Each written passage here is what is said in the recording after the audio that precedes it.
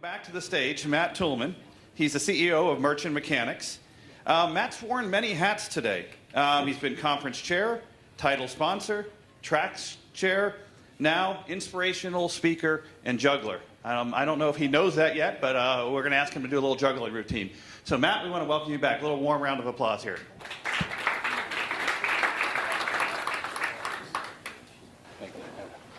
Thank you very much, Jim. The clicker, there we go.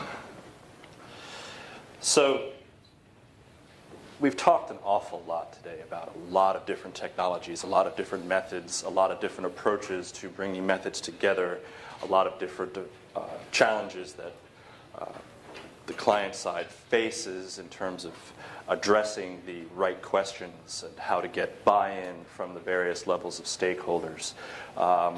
The challenge is one that we are obviously all fighting to attack together.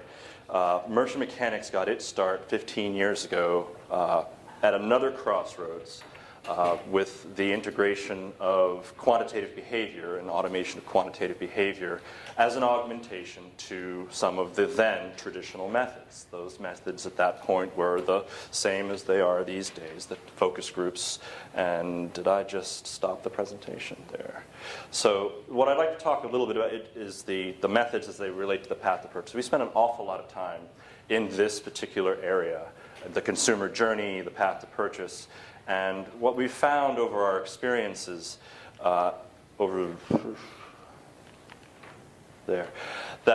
those traditional measures were those which are ethnography, focus groups, that's the international symbol for focus groups, a bowl of M&Ms. The surveys, we've got consumer intercepts in store.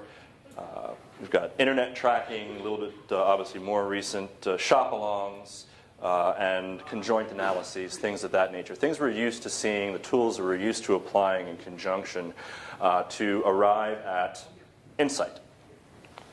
There are challenges with those. Some of the familiar non-conscious might be somewhat surprising.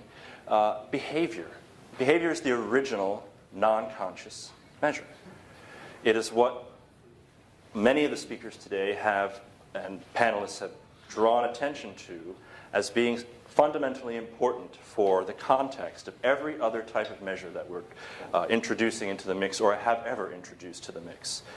The ability to add quantification to behavior 15, 20, 25 years ago, it's a long time, but was a major step forward. And it allowed for, with the skilled practitioner, to identify trends in behaviors, which the quantification allowed to happen, to those things that consumers were saying or reporting. And it was the first two pieces of the puzzle, the say versus the do. Now we get to add two other fundamental pieces to this puzzle.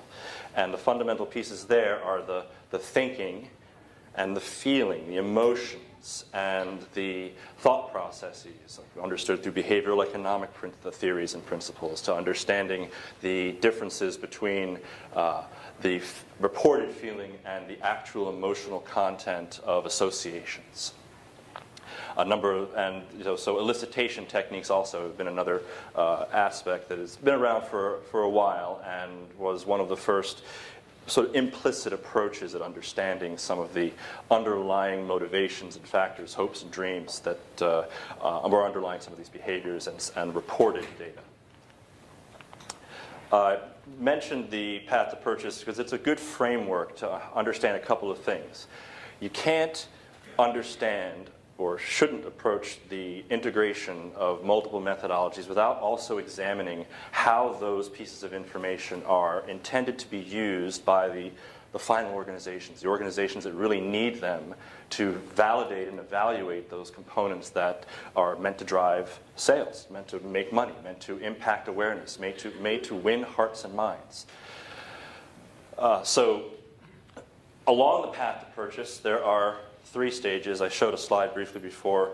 The path to purchase is generally considered to be made up of four components. There's the living phase, planning, shopping, and experiencing. Living is kind of unique in the sense that we don't stop living when we plan or go shopping. It's sort of a continuum. But for representation purposes here, there are definitely some specific types of techniques and some specific types of analytics that are more appropriate in accessing and assessing the consumer at those particular points in time. Planning and shopping. So the learnings here, we got things like certain of them lend themselves very well to to the implicit types of measures. So among these are brand equities, brand associations, product associations with need states, engagement. The heuristics and biases are an interesting component. We'll talk a little bit more about that shortly.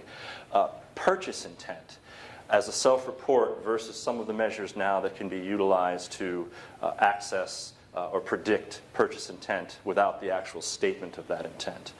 Multisensory perceptions, things that are very difficult for consumers to articulate and dissociate into